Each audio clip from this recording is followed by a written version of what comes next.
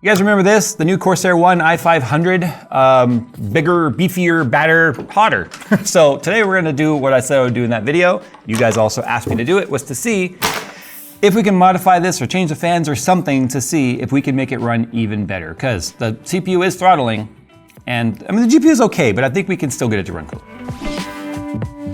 NZXT's build is a quick and easy way to get a new gaming computer. Build a gaming PC on your budget using the built-in configurator and see exactly how your favorite games will perform. Don't want to spec it yourself? Then choose from BLD's pre-configured player PC systems designed to fit your needs and budget. To see the full lineup and specs of the NZXT BLD Player Series pre-built PCs, follow the sponsored link in the description below.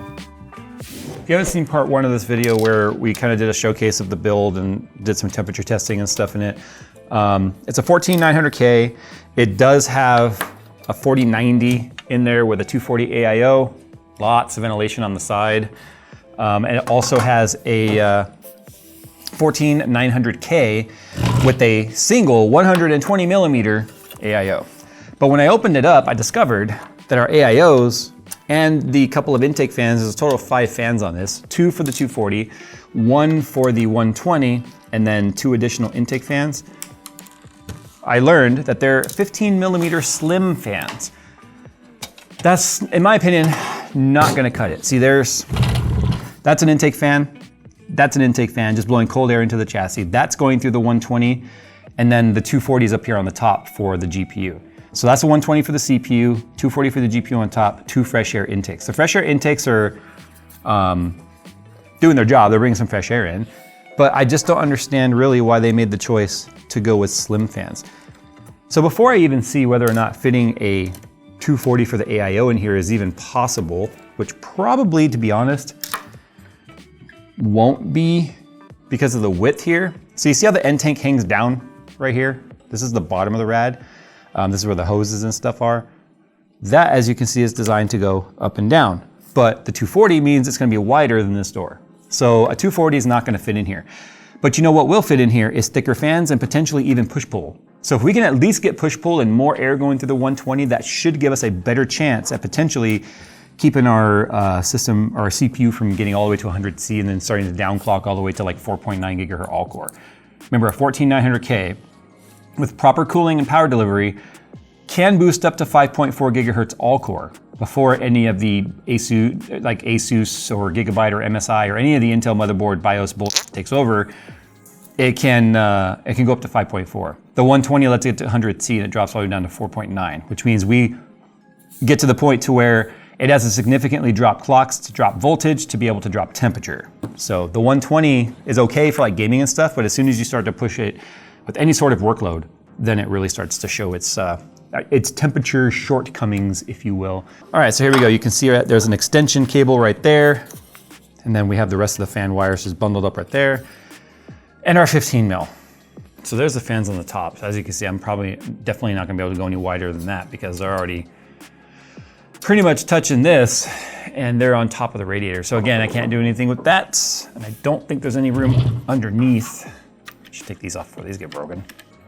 Don't think there's any room under that either. So looks like I might only be able to deal with the AIO. If that ends up being the only thing we can really modify and it gives us a better performance, and it shows they should have done that to begin with. So if we look up under there, yeah, because of the distance between the AIO and the top of the motherboard right there, we definitely can't go with thicker fans.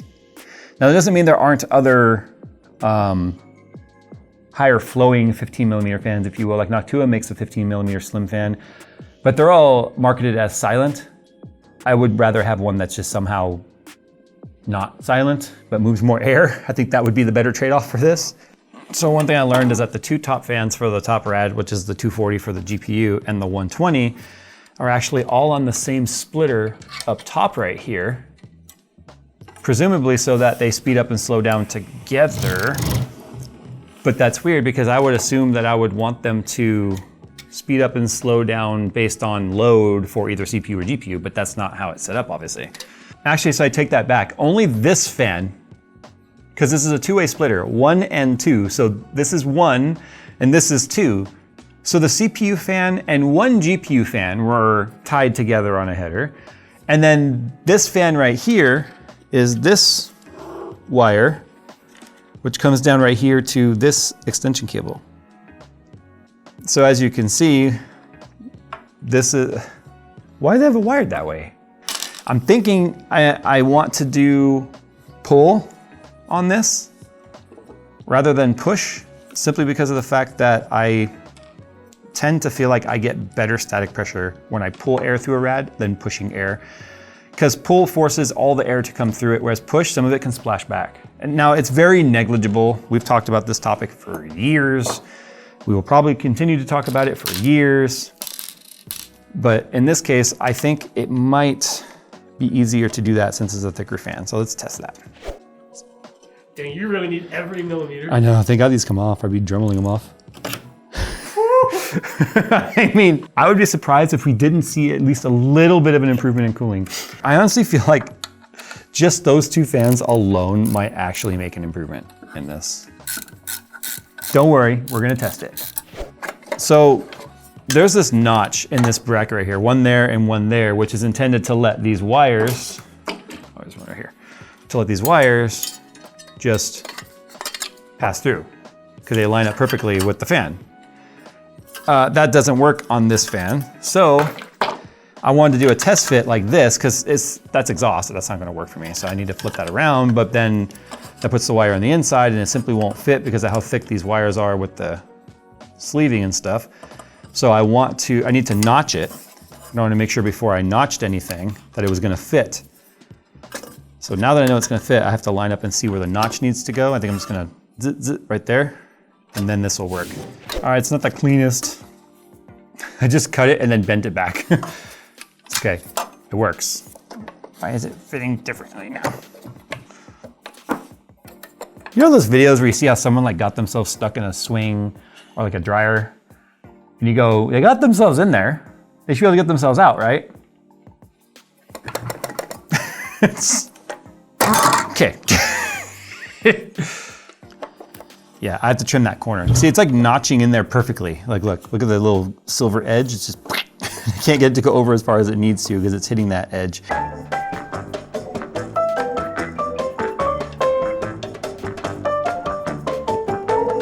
I think at this point, I'm just gonna let it be very tight. That's honestly what I'm gonna do. If I can't get that one on, whatever, I don't care. That fan is turning now and it's not hitting anything. The GPU is really supported because it's very wedged in there now. Unfortunately, there is no fitting of anything bigger than a 15 millimeter up top. The gap is just not enough between the top of the case and the fans. And I can see that by looking up in there as I close it and then looking through the top. I know you guys can't see what I can see, but that's unfortunate because that would have been the other nice piece of the puzzle. But at least what I'm doing now is I'm creating even more static pressure on the inside. And then as you can see right here, I have an available fan header, which I don't really need now because the two Lee and Lee fans on this side are daisy chained together. I'm in like cable management hell right now. Okay, let's power it on and see if the fans are turning. I can hear them, which I couldn't do before. I probably shouldn't have. Okay, I can see the two top Lee and Lees are turning, and I can see that the Be Quiet on the bottom is turning. They barely turn, like barely. They're just like, and that's part of the problem. Imagine, you have a 15 mil fan that's doing that. That is absolutely reduced airflow.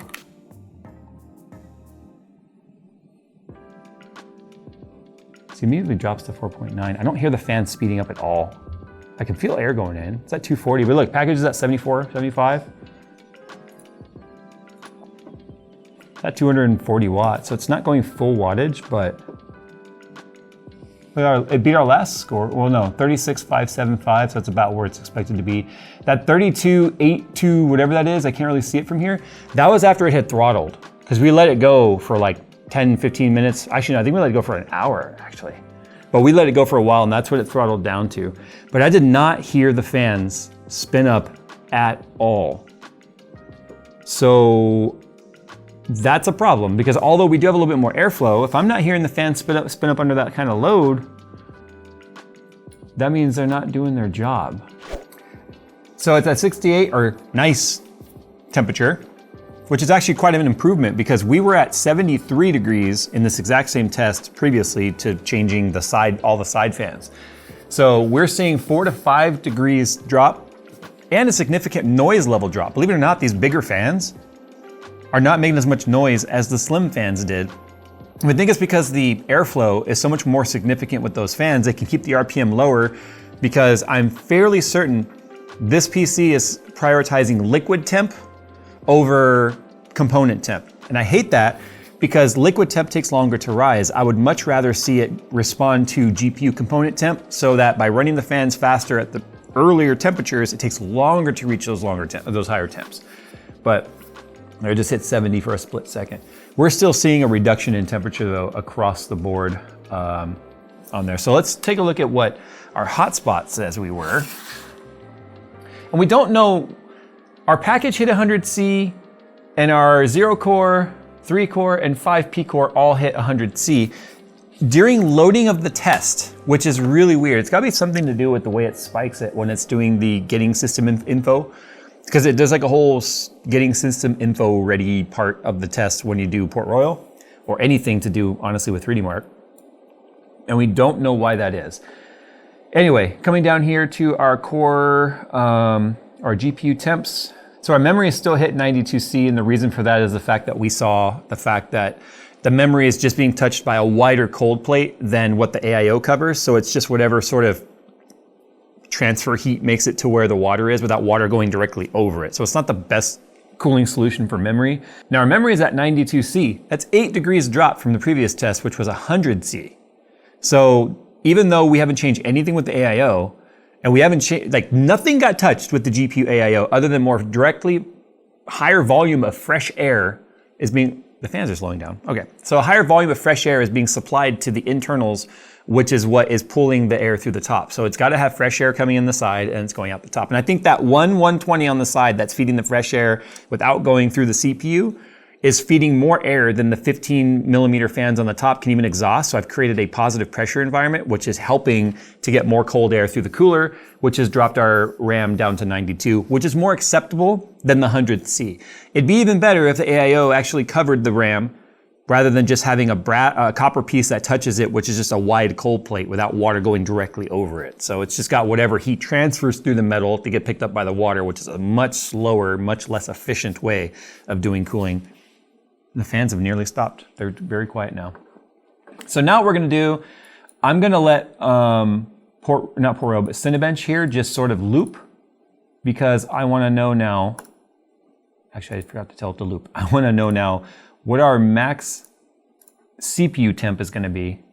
So I let this loop for a while and find equilibrium. I'm also going to go ahead and clear our min-max over here, because it's very strange that it hits 100C when Port Royal and system info is loading, but under load right here in Cinebench, we're at 75C. It's gotta have something to do with maybe an ABX instruction negative offset that can be set in BIOS. So it could be registering the fact that it's a Cinebench running, so it's actually reducing the core clock and the voltages, which is keeping the temperature more realistic right here. But it did spike to 92 already for a second when I did the reset. So it's weird that our spikes are happening faster than we can actually really spot them. That's not good. So even some of our E cores are hitting 100C. This is awful. We throttled, actually we're still 4.1 gigs. That's awful. That is freaking terrible. Our score has dropped all the way down to a 31,699, or basically like a 13,700K score. So I'm gonna stop the test. It's a terrible idea to try and cool a 14900K with a single 120 AIO. What I should have done to prepare for this video, and I'm probably gonna have to do it now, just for the sake of the health of this PC, is get one of those Noctua downfire coolers. There's not enough room to do a standard tower cooler in this, but a Noctua downfire, please shut down the PC and contact support if overheating continues. Anyway, sorry, sidetrack.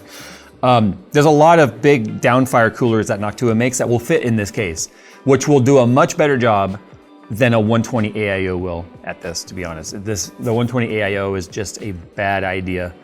And I think it would actually run cooler significantly overall. So one last test, I don't know, Cyberpunk real quick to see what happens in a real world scenario, because obviously letting Cinebench run looping 100% is way more stress on a PC than any like regular user would ever see. Like Phil stresses this tower when we're doing video, he's doing video editing and rendering and stuff, but you know, for the most part, most people will never see something like Cinebench. We use Cinebench as an example of like a dyno run for a car. It's like you're going full throttle on the dyno to see how much horsepower it makes. It's going to generate a lot of heat. That's essentially what Cinebench is, but it's not indicative of what a real world experience is going to be. So even in Cyberpunk right now, we're at 96C, 98C, 100C on the CPU. Wow, yeah, so that's not great. It makes me wonder, like, I can see in there, the cooler's still mounted down just fine. I started to wonder if maybe because I put a little bit tighter bend on those tubes, if it was like making the cold plate not make good contact right now.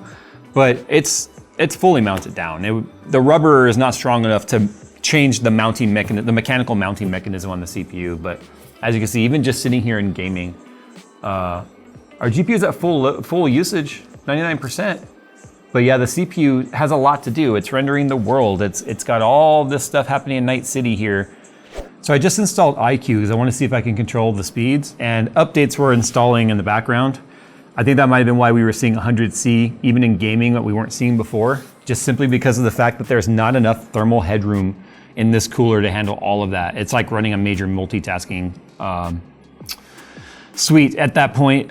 Same thing when we were running the Port Royal. It's probably why we also saw temperatures getting hot and spiky for a second there, because as soon as I had to do a couple of things and I handed off tasks to a bunch of different cores, it gets a nice temperature spike because of the fact that there's just not a good, once the coolant gets hot enough, it's not transferring very much heat anymore because of the fact that it's fully saturated. It can only hold so much heat.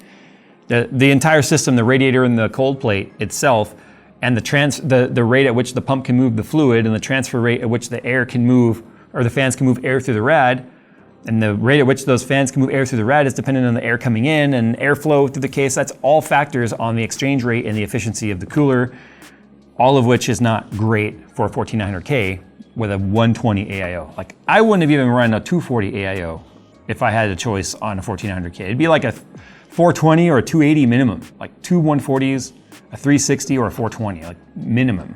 Well, there you go. I installed iQ and it does not see the AIOs at all.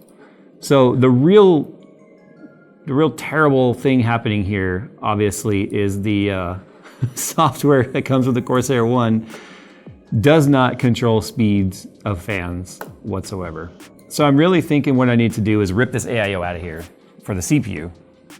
I'll have no control over the GPU one, unless I take the fans for the GPU one, plug them into the headers on the motherboard, then I have motherboard control through fan control, which I can actually set up to use GPU temperature for those fans. And then I can use the Noctua downfire cooler for the CPU, and then all the fans can be used on the motherboard, because there's plenty of motherboard headers on this motherboard for the fans. So I think that's the next thing I'm gonna do.